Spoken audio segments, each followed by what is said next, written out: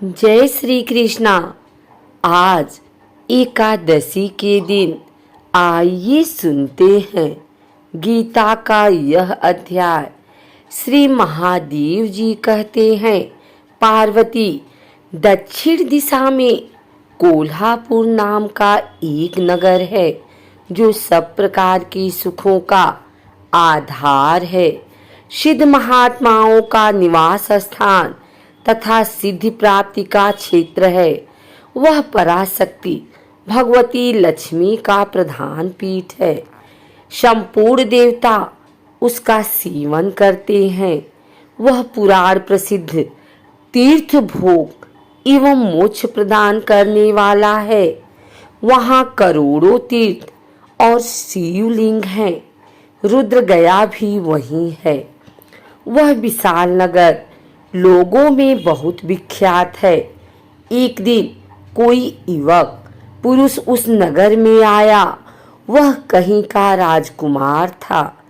उसके शरीर का रंग गोरा, नेत्र सुंदर, ग्रीवा शंख के समान, कंधे मोटे, छाती चौड़ी तथा भुजाएं बड़ी बड़ी थी।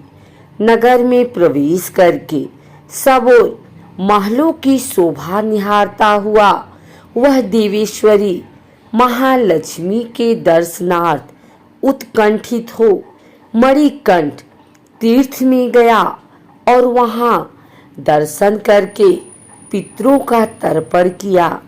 फिर महामाया महालक्ष्मी जी को प्रणाम करके भक्तिपूर्वक स्तवन करना आरंभ किया। राजकुमार बोला, जिसके हृदय में असीम दया भरी हुई है, जो समस्त कामनाओं को देती तथा अपने कटाक्ष मात्र से सारी जगत की सृष्टि, पालन और संहार करती हैं, उस जगन्माता महालक्ष्मी की जय हो।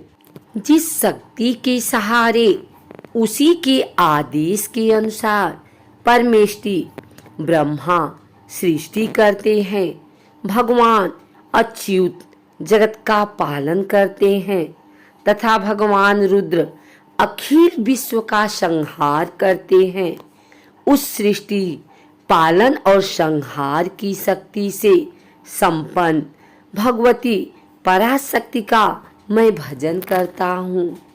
कमले, योगी जन तुम्हारे चरण कमलों का चिंतन करते हैं। कमलालये, तुम अपनी स्वाभाविक सत्ता से ही हमारे समस्त इंद्रिय गोचर विषयों को जानती हो। तुम ही कल्पनाओं के समूह को तथा उसका संकल्प करने वाले मन को उत्पन्न करती हो।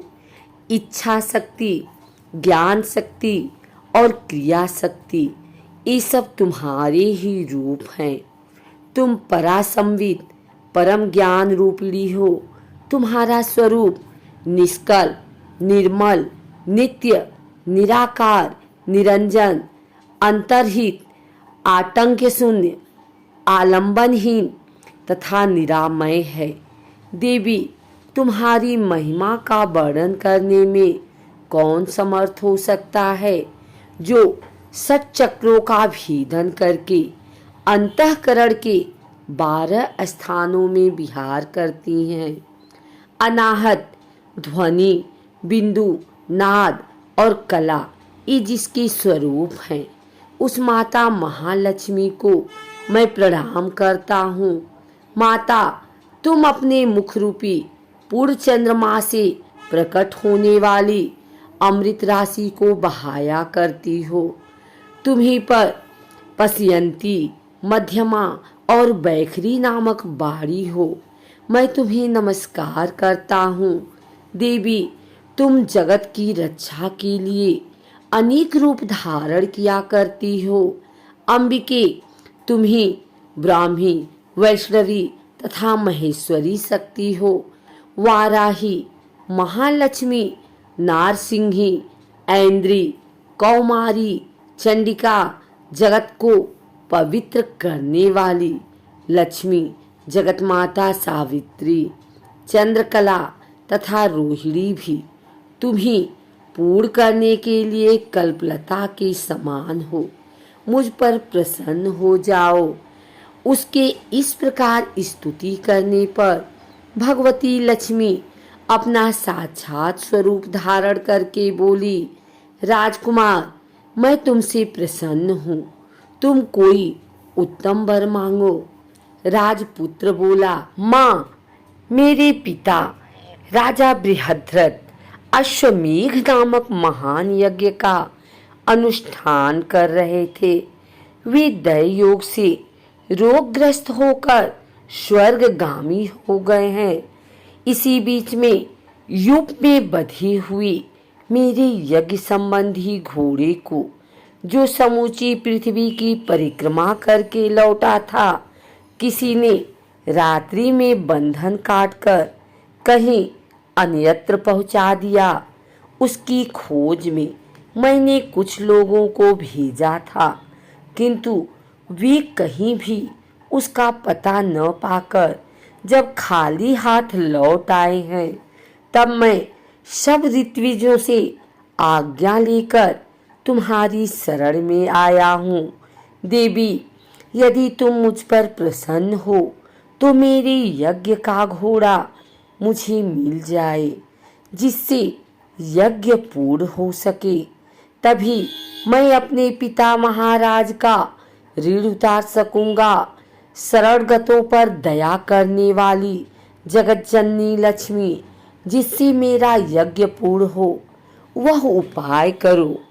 भगवती लक्ष्मी ने कहा, राजकुमार, मेरे मंदिर के दरवाजे पर एक ब्राह्मण रहते हैं, जो लोगों में सिद्ध समाधि के नाम से विख्यात हैं। वे मेरी आज्ञा से तुम्हारा सब काम पूरा कर देंगे। महालक्ष्मी के इस प्रकार कहने पर राजकुमार उस स्थान पर आए जहां सिद्ध समाधि रहते थे।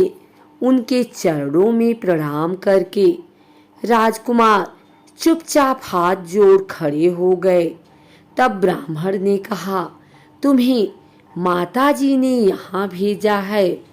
अच्छा देखो, अब मैं तुम्हारा सारा अभिष्ट कार्य सिद्ध करता हूँ। यो कहकर मंत्रवेत्ता ब्राह्मण ने सब देवताओं को वहीं खींचा। राजकुमार ने देखा, उस समय सब देवता हाथ जोड़े थर थर कांपते हुए वहां उपस्थित हो गए। तब उन श्रेष्ठ ब्राह्मण ने समस्त देवताओं से कहा, देवगण, इस राजकुमार का अश्व, जो यज्ञ के लिए निश्चित हो चुका था, रात में देवराज इंद्र ने चुराकर अन्यत्र पहुंचा दिया है। उसे शीघ्र ले आओ। तब देवताओं ने मुनि के कहने से यज्ञ का घोड़ा लाकर दे दिया। इसके बाद उन्होंने उन्हें जाने की आज्ञा दी। देवताओं का आकर्षण देखकर तथा खोए हुए अश्व को पाकर राजकुमार ने मुनि के चरणों में प्रणाम करके कहा, महर्षि, आपका यह सामर्थ्य आश्चर्यजनक है। आप ही ऐसा कार्य कर सकते, दूसरा कोई नहीं। ब्राह्मण, मेरी प्रार्थना सुनिए। मेरे पिता राजा बृहद्रथ अश्वमेघ यज्ञ का अनुष्ठान आरंभ करके दैव योग से मृत्यु को प्राप्त हो गए हैं।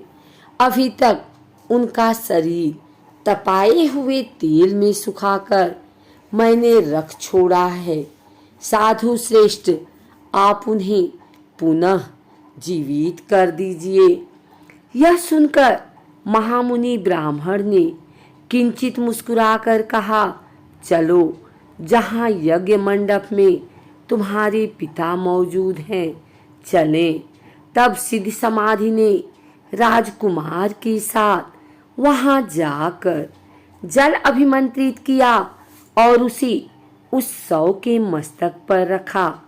उसके रखते ही राजा सचेत होकर उठ बैठे। फिर उन्होंने ब्राह्मण को देखकर पूछा, धर्म स्वरूप आप कौन हैं? तब राजकुमार ने महाराज से पहले का सारा हाल कह सुनाया। राजा ने अपने को पुनः जीवन दान देने वाले ब्राह्मण को नमस्कार करके पूछा, ब्राह्मण, किस पुण्य से आपको यह अलौकिक शक्ति प्राप्त हुई है? उनके योग कहने पर ब्राह्मण ने मधुर वाणी में कहा, राजन, मैं प्रतिदिन आलस्य रहित होकर गीता के 12वें अध्याय का जप करता, उसी से मुझे यह शक्ति मिली है जिससे तुम्हें जीवन प्राप्त हुआ है। यह सुनकर ब्राह्मणों सहित राजा ने उन ब्रह्मर्षि से गीता के 12वें अध्याय का अध्ययन किया। उसके महात्म्य से उन सबकी संगति हो गई। दूसरे दूसरे जीव भी उसके पाठ से परम मोक्ष को प्राप्त हो चुके हैं।